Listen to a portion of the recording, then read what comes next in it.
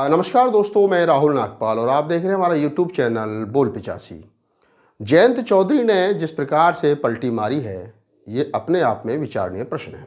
देश के तमाम बुद्धिजीवी लोगों ने मुझसे संपर्क किया और मुझसे जानने की कोशिश की कि राहुल नागपाल मैं इस पूरे प्रकरण को किस तरीके से देखता हूँ। मुझे ज़्यादा कुछ तो इसमें नहीं कहना है, लेकिन as a activist, as a पत्रकार मैं ये कह सकता हूँ कि जयंत चौधरी की पलटी इस देश के लोकतंत्र के लिए खतरा है। जयंत चौधरी अपने वजूद को बचा सकते हैं, वो अपनी राजनीति को बचा सकते हैं वर्तमान समय में, लेकिन भविष्य में जयंत चौधरी कहीं ना कहीं इसका बड़ा नुकसान जयंत चौधरी को उठाना पड़ेगा, क्योंकि जयंत चौधरी और जयंत चौधरी का दल बीजेपी में जाने के बाद में कितने दिन तक सुरक्षित रहेगा या कितने दिन तक वो बीजेपी के साथ सफ़र कर पाएंगे, और अगर वो उन्होंने बीजेपी को बाद में छोड़ भी दिया तो क्या आरएलडी का जो वजूद है वो बच पाएगा, ये बड़ा प्रश्न है। 2009 में बीजेपी के साथ गठबंधन करके जयंत चौधरी के पिताजी अजीत सिंह ने, और 3 लोकसभा सीट उनको मिली थी और 3 की 3 वो जीत करके आए थे। मथुरा से जयंत चौधरी जीत करके आए थे, पश्चिमी उत्तर प्रदेश बागपत से अजीत सिंह जीत करके आए थे, और अमरोहा से देवेंद्र नागपाल जीत करके आए थे। देवेंद्र नागपाल के बारे में बता दूं कि देवेंद्र नागपाल की बैकग्राउंड जो है वो राजनीतिक रही है। उनके बड़े छोटे भाई हरीश नागपाल भी निर्दलीय सांसद रहे अमरोहा से, और उनकी मिसेज जो है वो अंशुल नागपाल भी कहीं ना कहीं विधायक वहाँ से रही हैं। तो ये 3 सांसद बीजेपी के सहयोग से जीत करके आए थे। उसके बाद में 2014 के बाद में 19 में आरएलडी, कांग्रेस और सपा और बसपा 4 राजनीतिक दलों का उत्तर प्रदेश में गठबंधन हुआ। कयास लगाया जा रहा था कि जिस प्रकार से चारों पार्टियों के पास में वोट है तो कम से कम 80 में से 65-70 सीट गठबंधन जो है वो उत्तर प्रदेश के अंदर जीतेगा, लेकिन हुआ उसके ठीक विपरीत। 15 सीट पर गठबंधन, 16 सीट पर गठबंधन जो है वो सिमट गया। 1 सीट जो है वो कांग्रेस की सोनिया गांधी जीत पाई रायबरेली से, और 5 सीट समाजवादी पार्टी और 10 सीट बहुजन समाज पार्टी जीती। अजीत सिंह और जयंत चौधरी दोनों चुनाव हार गए। अब बड़ी बात यह है कि जयंत चौधरी और अजीत सिंह जब 4 पार्टियों के गठबंधन के बाद में चुनाव हार गए तो उसके पीछे कारण क्या रहा। उसके पीछे कारण जो है, जो मैंने उस समय भी एक वीडियोस पर बनाया था, वो आज फिर जिक्र कर देता हूं आप लोगों की जानकारी के लिए। उसके लिए कारण ये रहा कि जो पार्टी जिस जाति के वोटों के आधार पर राजनीति में बने रहने का दम्भ भरती है, उस पार्टी के साथ में अपनी जाति का ही वोट नहीं है।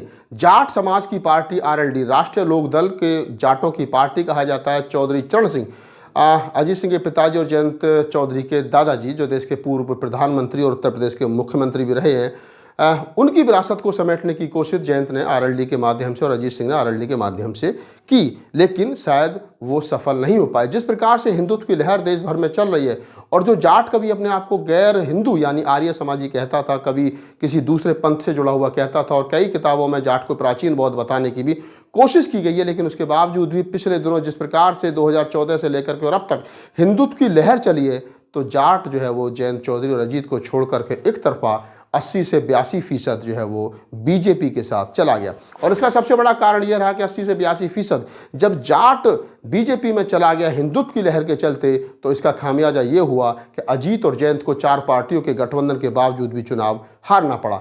दलित और मुसलमानों का वोट तो जयंत और अजीत को मिला, लेकिन जाट एक तरफा बीजेपी में चला गया, और पश्चिमी उत्तर प्रदेश में यादव बहुत कम है, तो अकेले दलित और मुसलमानों के बल पर चुनाव जीतना मुश्किल था, मुमकिन नहीं था। इसी का खामियाजा हुआ कि जयंत और अजीत दोनों को चुनाव हारना पड़ा।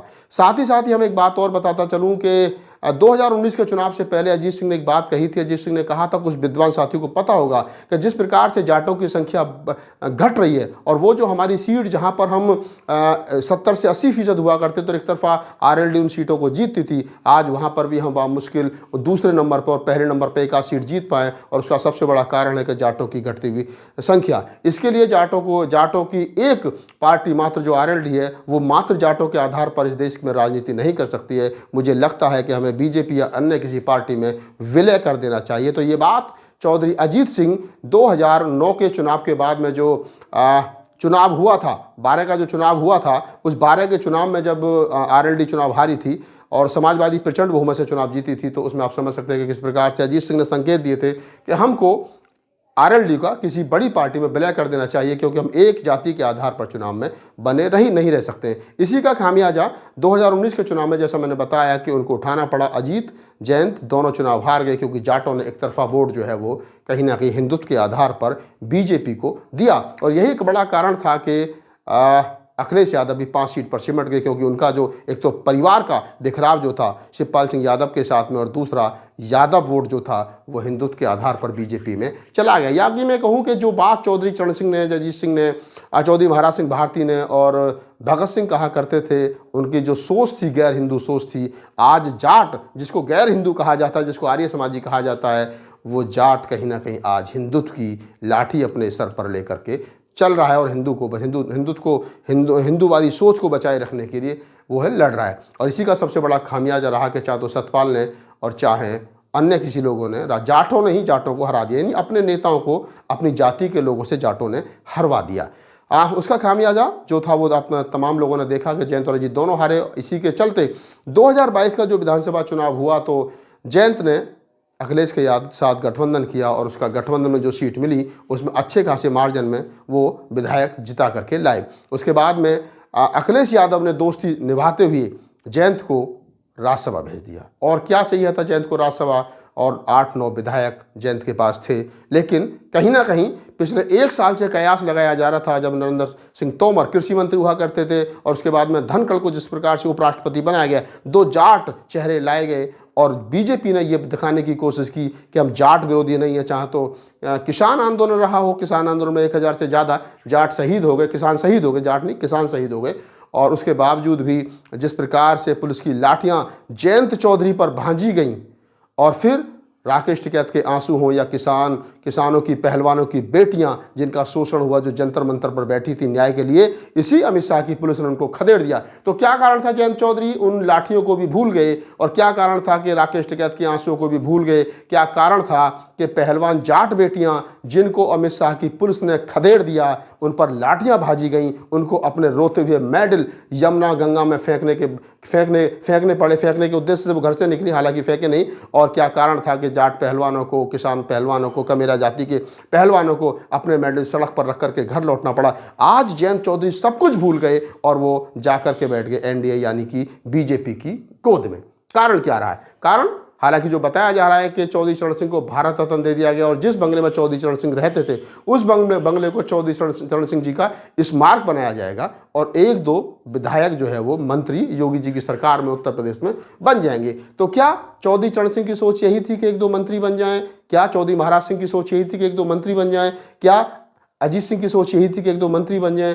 क्या अखिलेश यादव ने जयंत को इसीलिए राज्यसभा सांसद बनाया था कि आप बीच मझधार में छोड़ करके उन ताकतों को मजबूत करने के लिए चले जाएं जिन्होंने पहलवान बेटियों पर लाठियां भाजी हो, जिन्होंने तुम्हारे ऊपर लाठियां भाजी हो, जिन्होंने राकेश टिकैत को रुलाया हो? यानी जिस जाट जाति को ये कहा जाता है कि झुका हुआ जाट और घर में टूटी खाट, ये संभव नहीं है। लेकिन आज झुका हुआ जाट, चाहे वो धनखड़ हो, और जिस प्रकार से जयंत झुके हैं, चाहे जयंत चौधरी हो, उनको ना तो बहन बेटियों का सम्मान दिखाई दिया है, और ना ही कहीं ना कहीं राकेश टिकैत के आंसू, और ना ही अपने ऊपर पड़ी हुई लाठियां दिखाई दे रही है। वो सीधे जाकर के मिल गए हैं एनडीए गठबंधन में, और एनडीए गठबंधन बोले तो बीजेपी की गोद में जाकर के बैठ गया। तो मैंने जो कहा आपसे कि क्या इस वीडियो के स्टार्टिंग में क्या जयंत चौधरी की एनडीए गठबंधन में जाना उनका दिमाग के अंदर मनुवाद है, या फिर कहीं ना कहीं उनको राजनीतिक अभिलाषा? तो मैं ये तो नहीं कह सकता उनके दिमाग के अंदर मनुवाद है, लेकिन मैं ये जरूर कह सकता हूँ कि दिमाग के अंदर राजनीतिक अभिलाषा जरूर है। अपना फ़ायदा कैसे हो इसको ध्यान में रख करके शायद जयंत ने ये समझौता किया है। शायद जो देश 10-15% मनुवादी जाट नहीं है, जो छोटू राम की, महाराज सिंह भारती की, भगत सिंह की और उन तमाम जाटों की सोच में विश्वास रखते हैं, आर्य समाजी हैं, वो शायद जयंत को गलत ठहराएं। लेकिन ज़्यादातर जाट जयंत के साथ है क्योंकि वो पहले ही बीजेपी के साथ थे। तो जयंत ने अपनी राजनीतिक भविष्य को बचाए रखने के लिए 2024 के चुनाव में अपने आप को मजबूत करने के लिए अखिलेश को भी धोखा दिया, चौधरी चरण सिंह जी की विचारधारा को धोखा दिया, कमेरा वर्ग के समाज को धोखा दिया, चौधरी महाराज सिंह भारती की विचारधारा को धोखा दिया, उस आर्य समाज दयानंद सरस्वती की विचारधारा को धोखा दिया, और वो सिर्फ खड़े हैं अपने राजनीतिक फायदे के लिए। तो इस वीडियो को मैंने इसलिए बनाया कि मैं विश्लेषण करके आपको बता सकूं कि इसके पीछे सारी बातचीत है क्या। आपकी इस पूरी बातचीत के बारे में क्या प्रतिक्रिया हमें कमेंट्स बॉक्स में बताएं। धन्यवाद।